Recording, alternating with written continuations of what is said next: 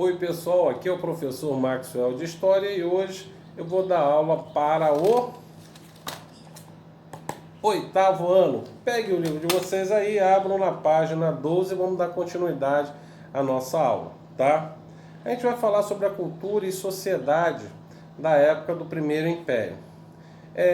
O Brasil vai se tornar independente em 1822, tá? Só em 1825 que vai ser reconhecido realmente a independência do Brasil, quando Portugal reconhece, tá, a independência, e o Brasil tem que pagar lá 2 milhões de libras para Portugal reconhecer essa independência.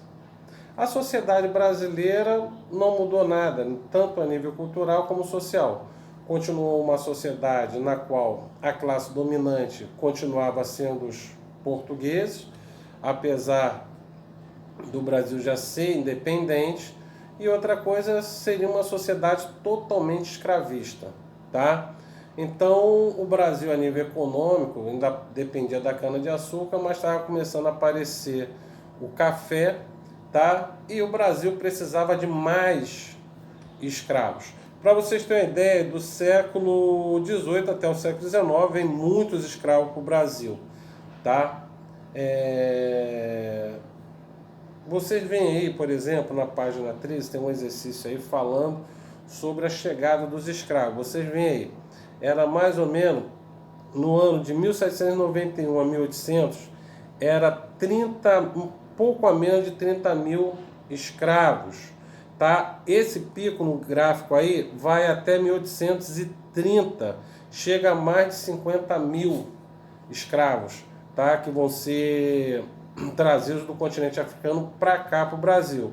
Aí de lá para cá, né, de 1831 para cá, tá, vai começar a queda de trazer escravos para o Brasil, principalmente porque a Inglaterra vai fazer uma pressão muito grande sobre os traficantes de escravos, que suas embarcações eram presas, por exemplo, no Oceano Atlântico. A Inglaterra ia lá e prendia e não dava satisfação para ninguém e não queria mais a escravidão, tá? Então, isso tudo para vocês verem como continuava a classe dominante, que era lá alguns brasileiros, já que brasileiro esse termo brasileiro só vai ser usado depois de 1822, tá? Mas os grandes comerciantes portugueses ainda viviam aqui no Brasil, eles na realidade vão começar a trazer esses escravos em grande quantidade. Vocês viram aí no gráfico, tá? Tanto é que é um exercício, vocês vão colocar aí. Tinham menos de, até 1791 a 1800, vinham de 31, mais ou menos 29 mil escravos que eram trazidos para o Brasil, tá? Esse pico vai chegar no ano de 1821 a 1830, vai chegar a mais de 50 mil escravos trazidos do continente africano, e depois isso vai decair a partir de 1830 e vai vir queda até 1840, tá? Quando começa, como eu falei, a Inglaterra fazer pressão para o Brasil acabar com o tráfico negreiro, tá? Outra coisa também dentro, vamos botar aí cultural, que eu falo que não mudou muito. Por quê? Porque a moda era tudo influência da Europa. Por quê? Quando os portugueses vieram aqui para o Brasil em 1808, o imperador, né? Imperador não, desculpa.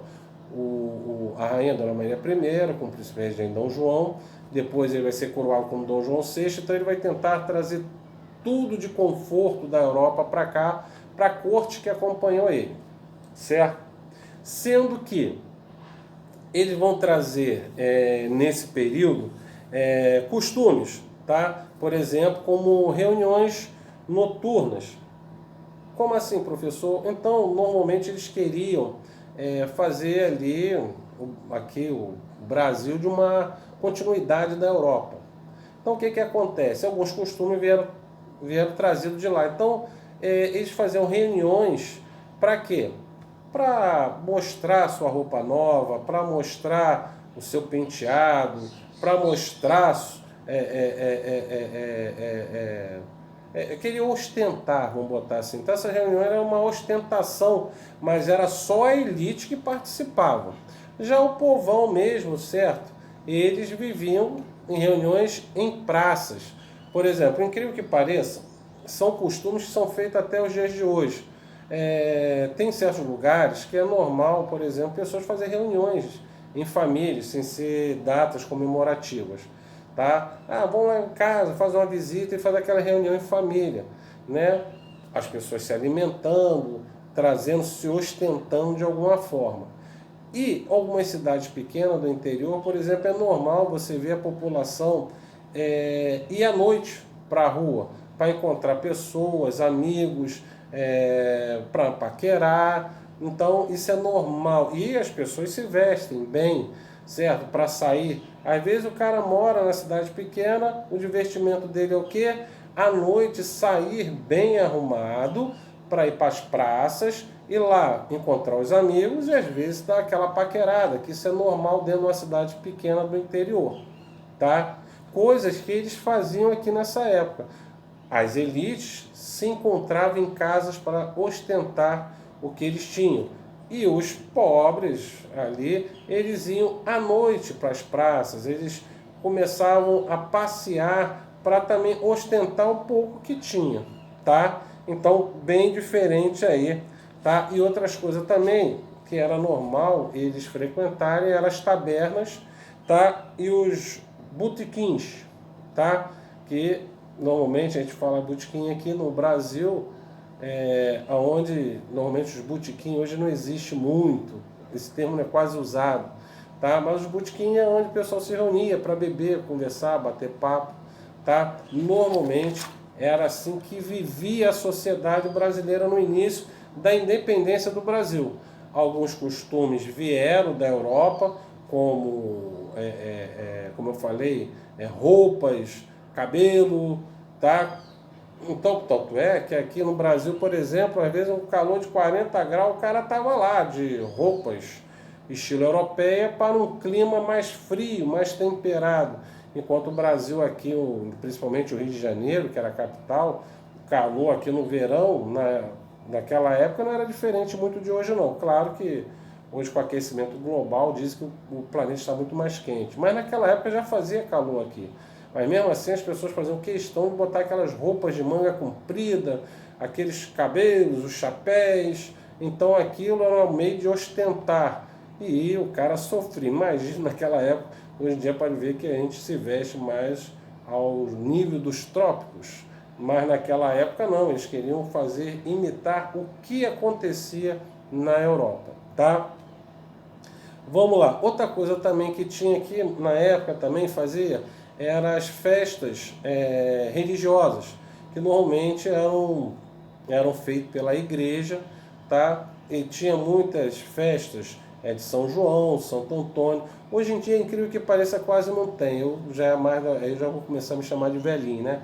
Na minha época, por exemplo, existiam as festas de rua feitas pelas igrejas, tá? Normalmente as festas juninas, que eram festas dos santos, que é São João, São Pedro, Santo Antônio, que era era o mês de junho, tá? Então, não só essa, como outras festas religiosas eram comemoradas nas ruas e normalmente organizadas pelas igrejas, tá?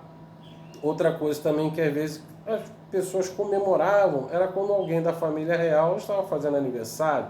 Aí as pessoas, nossa, hoje Dom Pedro faz aniversário, e aquela festa, aquela comemoração nas ruas pelo aniversário, às vezes, de alguém da família real, tá? Que reunia algumas pessoas, normalmente perto das igrejas, para comemorar essas datas. Ou quando era religiosa, ou às vezes era aniversário de algum familiar da família imperial, mas normalmente era assim que acontecia. Engraçado que hoje, como eu falei, perdeu um pouco essa tradição. Mas antigamente, quando eu era garoto, existiam muitas festas religiosas, tá? Católicas, que comemoravam muitos. Hoje em dia, bem menos do que naquela época, tá? Vamos lá, outra coisa também, Dom Pedro vai tentar investir na educação. Inicialmente ele tenta incentivar o estudo do ensino do direito, sendo que é só incrível que pareça, um estudo virado mais para os homens. Já as mulheres, normalmente, elas aprendiam a ler e tudo, mas depois elas acabavam, numa certa idade, tendo que se preparar para ser esposa, para cuidar da casa, para cuidar dos filhos, cuidar do marido, tá? Incrível que pareça, às vezes, certas pessoas não mudou muito essa linha de raciocínio, não. Tá claro que modificou bastante, tá? Hoje, não estou falando que não seja raro as mulheres se donas de casa, mas hoje as mulheres estão mais independentes, elas trabalham fora, dirigem, dão opinião em casa. Antigamente não, a palavra final sempre era dos homens, eles que mandavam, então as mulheres tinham que obedecer o que os homens queriam. Era uma sociedade totalmente patriarcal, na qual o homem manda. Tá? Não mudou muito não, mas as mulheres hoje, claro, ela tem uma participação a nível social bem maior. Tá? Outra coisa também era o sentido de como o pessoal lá de fora via o Brasil. Porque quando o Brasil se tornou independente, começou a vir para o Brasil embaixadores, cônsuls, para fazer agora amizade aqui com o Brasil, com um país novo. Tá? Quando eles chegaram aqui, claro, o livro aqui diz que é uma visão europeia sobre o Brasil. Tanto é que os principais livros falando sobre o Brasil colônia e Brasil início, né, quando o Brasil nasceu, tu vê muitos estudiosos, quando historiadores querem estudar, eles vão para fora para estudar, porque aqui no Brasil às vezes não tem tanta informação como lá fora, tá? Mas o Brasil daquela época era um Brasil muito pobre, não tinha saneamento básico, não tinha água potável, certo? O esgoto passava pelo meio da rua. Muitos, né, que chegavam aqui no Brasil, eles quando entravam na Baía de Guanabara admiravam a beleza natural da cidade, mas quando chegava na cidade, eles ficavam perplexos, né, com o mau cheiro que a cidade tinha, fedia muito a cidade, tá? Era a quantidade de negros, né, muito grande nas ruas, que para eles aquilo não era uma coisa normal, porque vocês sabem que o número de escravos no Brasil era bem maior do que o número de brancos. Então era normal você ver muitos escravos na rua, você vê uma cidade que fedia, na qual as pessoas jogavam seus detritos, e tanto que não era normal ter banheiro em casa, tá? Não sei se vocês já foram lá no palácio lá de Petrópolis, certo, da família imperial. Para vocês terem ideia, quando eles fizeram o palácio, eles não fizeram um banheiro. Quando o imperador, a imperatriz ou alguém da família real fazia suas necessidades fisiológicas, elas eram desprezadas, não na rua, né? Mas eram desprezadas em locais na qual eles enterravam as fezes, as urinas dessas pessoas. Já aqueles que não eram, né, da realeza, às vezes o cara jogava pela janela mesmo. Agora, azar se tivesse alguém passando ali embaixo na hora que o cara jogava. Porque quando jogou, quando tu olha para cima, tu não vê ninguém. Entendeu? E era mais ou menos o que acontecia naquela época, no início aí do Brasil Império. Tá? Continuando aqui, agora a gente falou da sociedade, da cultura e como vivia a sociedade naquela época. Agora a gente vai falar um pouco da crise e abdicação. Tá? Isso a gente começa a ver a partir da página 15, quando Dom Pedro começa a ter alguns problemas. Um deles, ele perdeu a Guerra da Cisplatina. O pessoal não engoliu muito isso não. Tá? Outra coisa, a participação do Partido Português na época muito no seu governo. Outra coisa também foi quando ele fechou a Assembleia Constituinte e criando a própria Constituição, e no meio dos 3 poderes botou 4 poderes. Aquilo ali não foi muito bem aceito ali pelos que tentavam dominar aqui as classes dominantes. E começou aquela pressão sobre ele. E ainda, D. João VI vai vir a falecer. Então ele, como filho mais velho, ele seria coroado como rei de Portugal, certo? Só que aí, se ele fosse coroado lá, ele seria coroado como D. Pedro IV. Só que ele não chegou a ser coroado. Então o que, que acontece? Ele vai abdicar o trono de Portugal para se manter aqui no Brasil e vai deixar no lugar dele a sua filha, Dona Maria, que vai ser coroada depois como Dona Maria II. E como tutor da filha, deixou seu irmão Dom Miguel. Só que Dom Miguel dá uma rasteira na sobrinha e assume o trono. E Dom Pedro, com essas notícias todas vindas lá de Portugal, e com a boa deixando bem de lado o que estava acontecendo aqui no Brasil, e o pessoal não estava gostando muito disso, e ele começa a sofrer muita pressão. Então o que, que acontece? Ele acaba renunciando ao trono a favor do seu filho, Dom Pedro, que só tem 5 anos de idade, deixa como tutor José Bonifácio, e ele retorna para a Europa, certo? Para resolver o problema lá da filha dele, lá, Dona Maria, já que Dom Miguel, seu irmão, tinha dado uma rasteira na filha dele. E o Brasil fica abandonado, e aí vem o período da regência, que aí isso já é outra história, tá? Mas para a gente não deixar isso de lado, só como curiosidade aqui para registro, Dom Pedro retorna para Portugal, para a Europa, lá ele vai para a França, monta uma milícia, invade Portugal, tira seu irmão do trono e ele fica como tutor da filha Dona Maria, que vai ser coroada depois como Dona Maria II. Mas ele não vê a sua filha ser coroada porque ele morre, que ele acaba pegando tuberculose e ele morre muito jovem, aos 36 anos, no mesmo leito na qual ele nasceu, tá? E assim acaba a era de Dom Pedro I. E assim vai vir o período da regência, tá? Aqui, antes da gente falar aqui, tá falando a página 16, por exemplo, a Noite das Garrafadas, que eu já fui direto para a Noite das Garrafadas, foi quando Dom Pedro vai a São Paulo, manda prender alguns revoltosos, o pessoal também não gosta disso. Ao retornar, o Partido Português resolve fazer uma festa para ele, sendo que os brasileiros não gostam e começam a jogar garrafas. Então, por isso vai ser chamado Noite das Garrafadas. E ali Dom Pedro já estava queimado, vamos botar assim.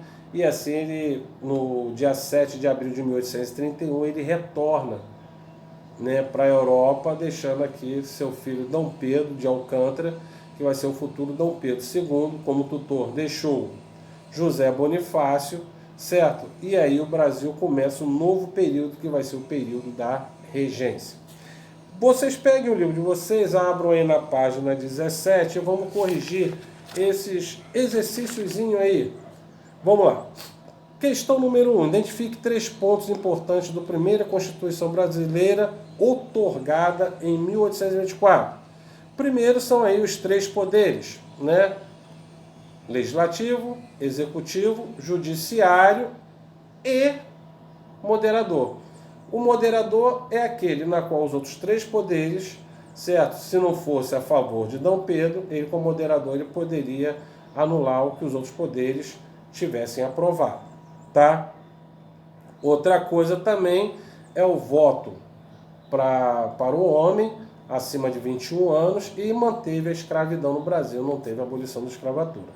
Então são isso aí as 3 coisas que eu falaria para vocês. É o caso dos 4 poderes, entre eles o moderador. Para votar, só homens poderiam votar acima de 21 anos e manteve a escravidão no Brasil, não teve a abolição da escravatura. Questão número 2, Dom Pedro I foi aclamado imperador em 1822, contava com grande simpatia popular. Porém, em menos de 10 anos, tornou-se um governo muito criticado. Descreve as principais causas desses desgastes. Como eu falei para vocês anteriormente, vai acontecer a Guerra da Cisplatina, que o Brasil vai perder aquela região, vai acabar com a Assembleia Constituinte, tá? E a outra coisa também, vai ser o que ele vai ficar se ligando o que está acontecendo na Europa e não está administrando o Brasil corretamente, tá? Essa aí são uma das causas que fez com que em 10 anos o povo que adorava ele vai ficar chateado. Vamos lá, questão número 3. Leia este verso e refere-se ao Frei Joaquim do Amor Divino Caneca, que participou da Confederação do Equador em 1824. Foi contra a sua majestade, contra a ordem de tudo que é nobre. Republicano, ele não quis obedecer às ordens da corte. Separatista, prendeu dar o norte a gente do norte. Padre, existe é para rezar pela alma, mas não para contra a fome. Agora responda ao que se refere. O que o Frei Caneca defendia para o norte e o nordeste do Brasil? A separação do império e formar uma república. O Frei Caneca fez oposição a quem? Ele fez oposição ao imperador, né, Dom Pedro I, tá, numa política centralizadora, absolutista, tá? Vamos lá, página 18. O que o Frei Caneca deveria fazer, na opinião de alguns? Era rezar, né? Ele tinha que rezar. Padre é para rezar, não é para se meter em política. Por que esperava dele essa atitude? Que o padre tem que fazer, celebrar missas, tá? Dentro da visão deles na época, tá? Do poema. O texto a seguir, questão número 4, representa um breve comentário sobre os eventos ocorridos em Pernambuco em 1824. A marca da Revolução de 1824 não se apagariam facilmente, de fato. Ela pode ser vista como parte de uma série de rebeliões e revoltas ocorridas em Pernambuco entre 1817 e 1848, fazendo da província um centro irradiador de muitas insatisfações do Nordeste. O que é revoltas, rebeliões citada no texto? Vamos lá, todas elas seguem a tradição da luta republicana que se instalou na província, principalmente da Bahia ali, né? Iniciando em Pernambuco, tem em comum a Revolução de Pernambuco e a Confederação de 1824, a Confederação do Equador, foram movimentos que confrontaram o poder central português, denunciaram o seu autoritarismo e clamando por um governo republicano. Tá? Tanto 1717 como 1848, ambos foram, né, de 1817 foi o sentido da revolta, na qual vai acontecer ainda no Império, tá? Na época que o Brasil ainda era colônia, mas que D. João VI vai combater, tá? Que vai ser lá de Pernambuco também. E 1848 é quando termina, né? No período da regência, que vai de 1831 a 1840, até 48 houve algumas revoltas no Brasil do Norte, Nordeste, no Sul, para que o Brasil quase se fragmentou. Mas isso não aconteceu, conseguiram manter a unidade do país, certo? Com o quê? Com Dom Pedro se tornando imperador, Dom Pedro II, tá? Mas isso já é uma outra história que a gente vai falar mais tarde, tá? Vamos lá. Número 5. Após o retorno de uma viagem a Minas Gerais, Dom Pedro I foram recebidos com garrafadas e friezas. Seus partidários prepararam uma série de manifestações a favor do imperador no Rio de Janeiro, armando fogueiras, luminárias na cidade. Contudo, na noite dia 11 de março, tiveram o início de um conflito, que ficava conhecido como Noite das Garrafadas, durante os quais os brasileiros apagavam as fogueiras e portugueses e atacavam as casas iluminadas, sendo respondidas com sacos de garrafa jogadas das janelas. Vamos lá. Os anos finais do reinado de 1822 a 31 se caracterizou pelo aumento da tensão política. Nesse sentido, a análise do episódio descrito em Minas Gerais e no Rio de Janeiro revela, letra E, questionamento do autoritarismo. 6. A charge a seguir mostra a disputa entre Dom Pedro I e Dom Miguel pelo trono português. Vamos lá. Explique como tal situação foi recebida no Brasil. Foi recebida que Dom Pedro I vai renunciar ao trono português, vai deixar sua filha lá, Dona Maria, para que seu irmão Dom Miguel fique como tutor, mas ele dá uma rasteira na sobrinha e assume o trono. Tanto é que você vê na charge aqui, Dom Miguel com a coroa na cabeça, tá? Olha lá, como essa situação afetou a relação entre brasileiros e portugueses no Brasil? Dom Pedro, na realidade, ele vai renunciar, que isso vai fazer uma pressão em cima de Dom Pedro I, ele vai renunciar ao trono, vai para a Europa, chega na França, monta uma milícia que ataca Portugal e tira seu irmão Dom Miguel do trono, e ele, Dom Pedro, fica agora como tutor da filha, que vai ser a futura rainha de Portugal, e sendo coroada como Dona Maria II, tá? E assim a gente fecha a nossa aula de hoje.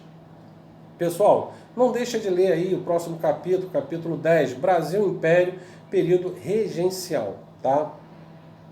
E a gente se vê na próxima aula. Um abraço, tchau pessoal!